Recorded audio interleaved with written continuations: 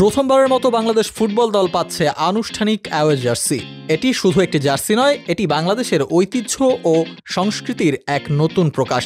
এবং জার্সি ডিজাইনে থাকছে লাল রং, নদী, মানচিত্র, জাতীয় ফুল শাপলা, সবকিছুতেই যেন বাংলাদেশের প্রতিচ্ছবি। বাংলাদেশ ফুটবল দলের পৃষ্ঠপোষক প্রতিষ্ঠান দৌড় সম্প্রতি প্রকাশ করেছে নতুন দলের অ্যাওয়ে জার্সি, যা দলের খেলোয়াড়রা দেশের বাইরে বা অ্যাওয়ে ম্যাচে পরবে।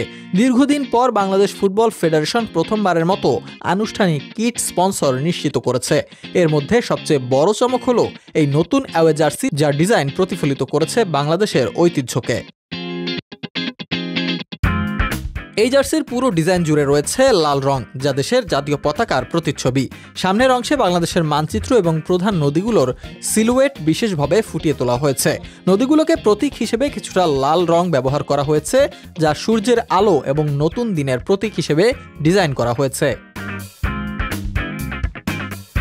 এছাড়া জার্সির হাতায় রয়েছে বাংলাদেশের জাতীয় ফুল শাপলার প্রতীক, যা শুধু ফুলের নয়, খেলোয়াড়দের শক্তি, দৃঢ় মনোবল এবং সুদৃঢ় মনোভাবের প্রতীক। জার্সি ডিজাইন করেছেন জনপ্রিয় ফ্যাশন ডিজাইনার তাসমিত আফিয়াত। 25 মার্চ নতুন অ্যাওয়ে জার্সি পরেই বাংলাদেশ খেলতে নামবে ভারতের বিপক্ষে।